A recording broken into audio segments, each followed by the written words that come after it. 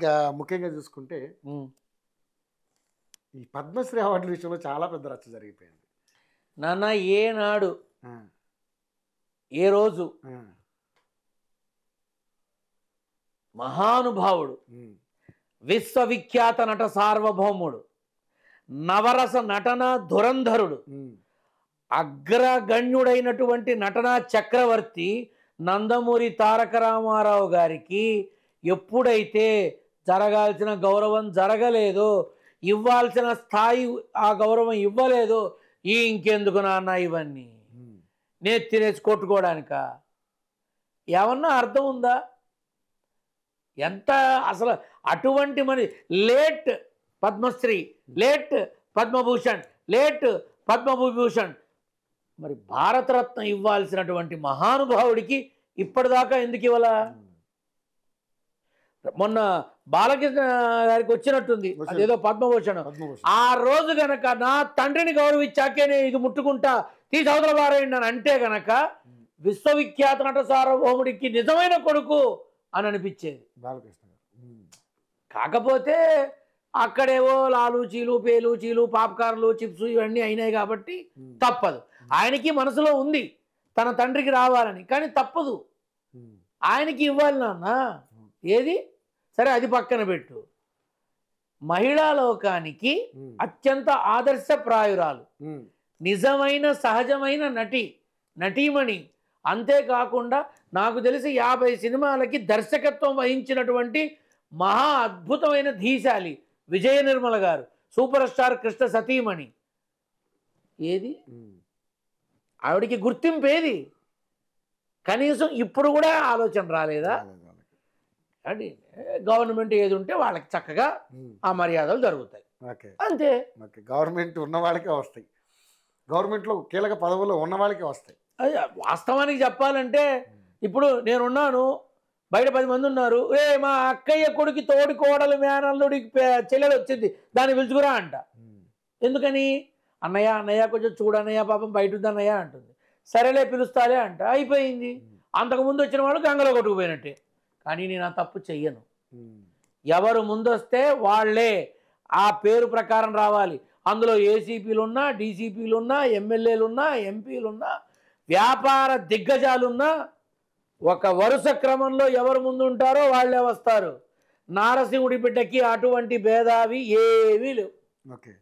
కాబట్టి నాన్న, ఈ గవర్నమెంట్లతో మనకెందుకు వచ్చిన సావు? కానీ పద్మశ్రీ పద్మభూషణ అవార్డులని అవమానపరిచారు, అది కరెక్ట్ కాదు. నందమూరి తారక రాముడికి ఎప్పుడైతే భారతరత్న ఇస్తారో అప్పుడు తెలుగు ఇండస్ట్రీలో ఉన్న వాళ్ళంతా కూడా ఈ అవార్డు తీసుకుంటే ఆనందిస్తా. అప్పటిదాకా తెలుగు సినీ రంగంలో తెలుగు సినీ నటులు అనేవాళ్ళు ఈ అవార్డులని బహిష్కరించి మాకు అవసరం లేదు, కళల్లో అత్యంత కీలక పాత్రధారులు ఎన్టీఆర్, ఏఎన్ఆర్, ఎస్వీఆర్, ఏదా గౌరవం ముందు వాళ్ళకి ఇవ్వండి, తర్వాత ఈ అవార్డులు మాకు ఇవ్వండి అని మొత్తం కట్టకట్టి కొరియర్ చేసేస్తే దరిద్రం వదిలిపోతుంది. అది జరిగిద్దా? జరగదు. నేను బతికుండగా జరగదు. మరి ఇంకేమో దాని గురించి మనం డిస్కషన్. కానీ ఆయన గుర్తించుకోవాలి, ఆయన గౌరవించుకోవాలనే జ్ఞానం మనందరికి ఉండాలి. అది వాళ్ళకు ఉండాలనే నా బాధ. రైట్. ముఖ్యంగా చూసుకుంటే బాలకృష్ణ గారికి అవార్డు రాగానే జూనియర్ ఎన్టీఆర్ గారు రెస్పాండ్ అయ్యారు, బాలాబాబాయ్ కంగ్రాచులేషన్స్. దానికి అంటే వాళ్ళిద్దరికి మధ్య మళ్ళీ సంబంధాలు అంటే మళ్ళీ మెరుగుపడే అవకాశాలు ఉన్నాయంటారా? ఎందుకు ఉండకూడదు? రేపు తెలుగుదేశం పార్టీకి జూనియర్ ఎన్టీఆర్ కీలకమైన వ్యక్తిగా పగ్గాలు చేపడితే తెలంగాణ జూనియర్ ఎన్టీఆర్ గారిని రాణిస్తారా? అంత దగ్గరగా అసలు అనుకునేంత స్థాయి రాణిస్తారు. జూనియర్ ఎన్టీఆర్ వస్తాడు, ఎవరు రాణించేది, ఎవరు రానివ్వకపోయేది? జూనియర్ ఎన్టీఆర్కి యోగం ఉన్నప్పుడు ఒకడు రానిచ్చేది ఏంటి నాన్న? నీ విషయంలోనే చెప్తున్నా. టీజీ భరత్ పసిపిల్లవాడు వచ్చాడుగా, చేశాడుగా, మంత్రి అయ్యాడుగా, దావూస్ వెళ్ళాడుగా, అద్భుతమైన స్పీచ్ ఇచ్చాడుగా. మరి జూనియర్ ఎన్టీఆర్ అంతకుముందు క్యాంపెయిన్ చేశాడుగా, ఏ పదవి తీసుకోలేదుగా. తలుచుకుంటే ఎంతసేపు కదా. నేను కేవలం ప్రచారానికి వస్తున్నా. బ్రహ్మాండంగా తిరిగాడు, రాష్ట్రం అంతా తెలుసు. నటుడిగా ఆయన, తెలుగుదేశం కార్యకర్తగా ఆయన ఎందుకు రాకూడదు? ఒకళ్ళు రానిచ్చేదేంటి నాన్న? యోగం ఉంటే వాళ్ళే వచ్చి దండేసి దండం పెట్టి తీసుకెళ్తారు. అది యోగానికి ఉన్న బలం, జరిగి తీరుతుంది. ఓకే. ఎవరు తప్పించలేడు. నందమూరి ఫ్యామిలీలో మళ్ళీ ఆహ్వానం పలుకుతారు ఆయనకి. నందమూరి పలుకుతారో నారావారు పలుకుతారో మరి ఆయన ఎవరైనా పలకచ్చు. ఇప్పుడు అంటే కొడుగ్గా యాక్సెప్ట్ చేయడానికి బాలకృష్ణ గారికి ఉన్నటువంటి అభ్యంతరాలను తొలగిపోతాయా? ఎందుకంటే కళ్యాణ్ రామ్ గారు కావచ్చు, జూనియర్ ఎన్టీఆర్ గారు కావచ్చు, ఆ కుటుంబంతో అంత అంటున్నట్టు కళ్యాణ్ రామ్ రాజకీయాల్లో కీలకమైన వ్యక్తి అవుతాడు. ఓకే. జూనియర్ ఎన్టీఆర్ ఒక ప్రముఖ వ్యక్తి అవుతాడు. ఈ రెండు రాసుకో. కళ్యాణ్ రామ్ ఖచ్చితంగా తన భవిష్యత్తులో మంత్రి కూడా అవుతాడు. రాసుకోను ఇప్పుడే కావాలంటే. కానీ దండేసి దండం పెట్టి మరీ ఆహ్వానిస్తారు జూనియర్ ఎన్టీఆర్ని. సో ఆ తరుణం చూడాలి ఎలా ఉండబోతుంది. దానికో 10 ఏళ్ళు 20 ఏళ్ళు అక్కర్లా, 2 ఏళ్ళు ఆగు. అంతేనా? 2 ఏళ్ళు ఆగు. రైట్, చూద్దాం ఎలా ఉండబోతుంది. మరి ఇక ముఖ్యంగా చూసుకుంటే ఇక్కడ పద్మశ్రీ అవార్డు విషయంలో గద్దర్ గారికి ఇవ్వలేదు. సో ఘోరమైన తప్పు. మందకృష్ణ మాదిగ గారికి ఘోరమైన తప్పు. నేను మందకృష్ణ మాదిగ గారికి ఇవ్వడాన్ని తప్పు పట్టట్లా, గద్దర్కి కూడా ఇవ్వాలంటారు. గద్దర్కి ఇవ్వాలి. అసలు తెలంగాణ అంటే వచ్చే పేరు గద్దర్, అవునా? తెలంగాణ అంటే వచ్చే పేరు గద్దర్. ఆ మనిషిని గౌరవించలేదు అనేది ఎంతవరకు ధర్మం? మీరు బ్రాహ్మణులు కదా, మీకేంటి వాళ్ళతో అని నీకు అనుమానం రావచ్చు. ఎవడు గడిదుగుడ్డు బ్రాహ్మడు? ఎవడా బ్రాహ్మడు? నిజం మాట్లాడాలి.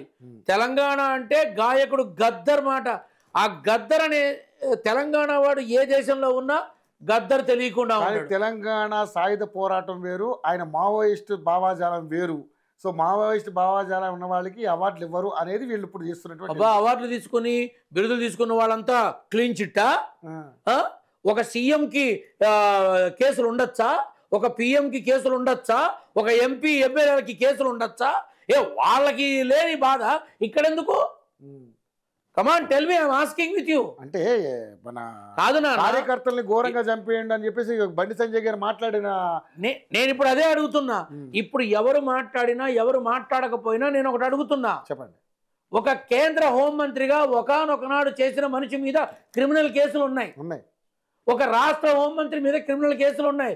మరి వాళ్ళు రాష్ట్ర హోంమంత్రి ఎలా అయ్యారు? ఒక ముఖ్యమంత్రి గేదెలు తినాల్సిన గడ్డంతా తినేశాడు, ముఖ్యమంత్రి అయ్యాడు. వాళ్ళకి లేని ఇబ్బంది గద్దర్కి ఎందుకు? వాళ్ళకి లేని ఇబ్బంది గద్దర్కి ఎందుకు? అంటే స్టేజ్ మీద మందకృష్ణ మాదిగ నరేంద్ర మోడీ వాటేసుకున్నందుకు పద్మశ్రీ వచ్చిందా? ఓట్లు బీజేపీకి ఓట్లు వేయమన్నందుకు వచ్చిందా? ఐఎమ్ ఆస్కింగ్ విత్ యూ అన్న. ఒక్క మాట, మనస్సాక్షి అనేది ఒకటి ఉంటుంది, ఆలోచించుకోవాలి.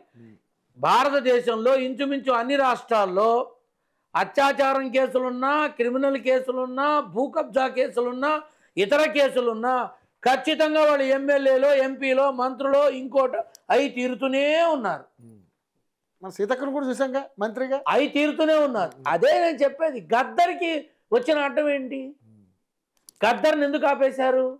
కానీ వీళ్ళు ఆ పద్మశ్రీ అనే 3 అక్షరాలు ఇవ్వనంత మాత్రాన అక్కడ ఊడిపోయేదేం లేదు. గద్దర్ తెలియని తెలంగాణ వాడు లేడు, గద్దర్ని అభిమానించని తెలంగాణ వాడు లేడు. ఎంత శత్రువైనా గద్దరన్న బాగా పడతాడురా. ఆ కాలుతో వేసే అడుగు కూడా భలే ఉంటుందిరా, అది మనకి రాదురా అనుకుంటారు ఈ రోజుకి. కాబట్టి ఇప్పుడు బండి సంజయ్ అనబడేటటువంటి వ్యక్తిలా అన్నాడు, అది తన అభిప్రాయం. అది తన అభిప్రాయం చెప్పాడు, ఇది నా అభిప్రాయం చెప్పాను, అంతే. You can ask. ఇప్పుడు కామెంట్స్లో నన్ను తిట్టేవాళ్ళు ఉంటారు, పొగిడేవాళ్ళు ఉంటారు. తిట్టారు అని కుంగిపోను, పొగిడారు అని పొంగిపోను, సమవర్తిగా ఉండాలి. నేను అలానే ఉంటాను, ఖచ్చితంగా చెప్తున్నా. ఉందా సమాధానం ఎవరి దగ్గరన్నా?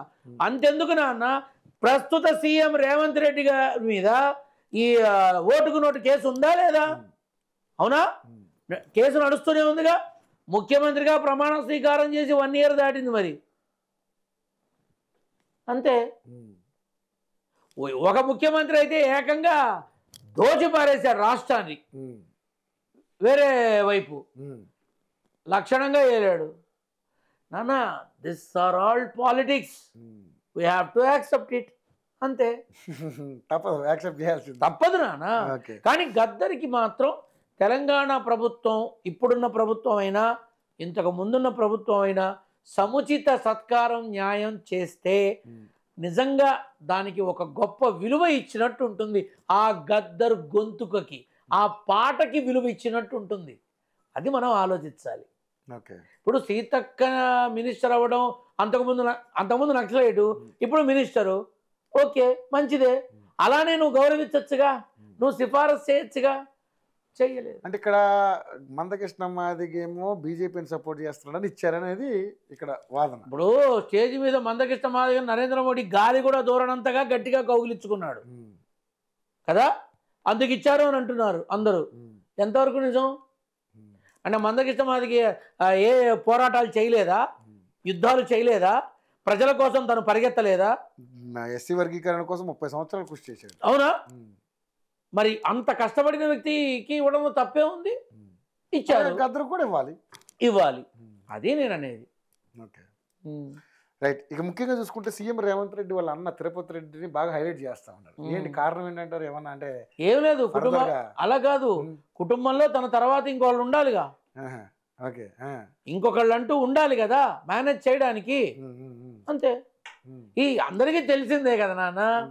చంద్రబాబు నాయుడు, లోకేష్, బాలకృష్ణ, తదుపరి బ్రాహ్మణి, ఈ జగన్, షర్మిల, అందరికీ తెలిసిందే. నేను చెప్పి తెచ్చేదే ఉంది ఇందులో, అంతే. ఇది ఈ ప్రహసనం ఇది మనకి నడుస్తూనే ఉంటుంది, అంతే. రేవంత్ తర్వాత వచ్చేవాళ్ళు ఎవరున్నారు? సోదరులు, అన్నదమ్ములు తప్ప. వస్తారు, ముగ్గురు అన్నదమ్ములు వస్తారు రాజకీయాల్లోకి. ముగ్గురు అన్నదమ్ములు ఒక పట్టు చేపడతారు. ముగ్గురు అన్నదమ్ములు చక్కగా ప్రశాంతంగా ప్రభుత్వం ఉన్నంత కాలం ప్రభుత్వాధిపతులుగా ఉంటారు. ఖచ్చితంగా ఉంటారు. సో మొత్తం నలుగురు ఆల్రెడీ రేవంత్ రెడ్డి ఉన్నారు, ముగ్గురు అన్నదమ్ములు కూడా వస్తారు. ఇప్పుడు ఒకటి నాన్న, ముగ్గురు అన్నదమ్ములు చక్కగానే చక్కబెడుతున్నారు. అంటే వాళ్ళకన్నీ తెలుసుకుంటున్నారు, ముందుకెడుతున్నారు. ఆ రకంగా వాళ్ళు ఒక అవగాహన తెచ్చుకుంటున్నారు. రేపు ఏదైనా ఒక బాధ్యత ఇస్తే నిలబడి తెలంగాణ ప్రభుత్వానికి అండగా ఉండడానికి వెనకాడరు, అంతే. ఓకే. సో ఏంటి సార్ మరి టీఆర్ఎస్ పరిస్థితి ఏంటి, బీఆర్ఎస్ పరిస్థితి? కేసీఆర్ గారు కానీ, కేటీఆర్ గారు కానీ, ఇంకా అదేవిధంగా కవిత వాళ్ళ పనిలో వాళ్ళు ఉన్నారు, వాళ్ళు చేసే వాళ్ళు చేస్తున్నారు. సమయం ఉందిగా. మరి స్థానిక సంస్థల ఎన్నికలు అది అయ్యేంత వరకు కేటీఆర్ గారికి ఏ ఇబ్బంది లేదు. ఓకే, అది అయ్యేంత వరకు కేటీఆర్ గారికి ఏ ఇబ్బంది లేదు, లోపలికి వెళ్ళేది లేదు. అది అయ్యేంత వరకు ఇబ్బంది ఉండదు. ఎందుకంటే స్థితిగతులు మాత్రం ఎలా ఉన్నాయంటే, స్థానిక సంస్థల ఎన్నికల తర్వాత హైదరాబాద్ నగరంలో కొన్ని ధర్నాలు, రాస్తారోకోలు, ఇబ్బందులు ఇలాంటివన్నీ వచ్చే అవకాశం తెలంగాణ రాష్ట్రం మొత్తం మీద ఉన్నాయి. ఈ హైదరాబాద్లో కొంచెం ఎక్కువగానే ఉన్నాయి. ఈ చిరాకు మన రేవంత్ రెడ్డి గారికి ఉంటుంది, ఈ డిస్టర్బెన్స్ ఉంటుంది. చెప్పాక మొన్ననే ఈ మానసికమైన ఒత్తిడి కూడా ఉంటుందని, ఇది కూడా ఒక భాగమే. రేపు జరగబోయే జిహెచ్ఎంసీ స్థానిక సంస్థల ఎన్నికల్లో పట్టు పూర్తిగా ఒకవైపు ఉండదు,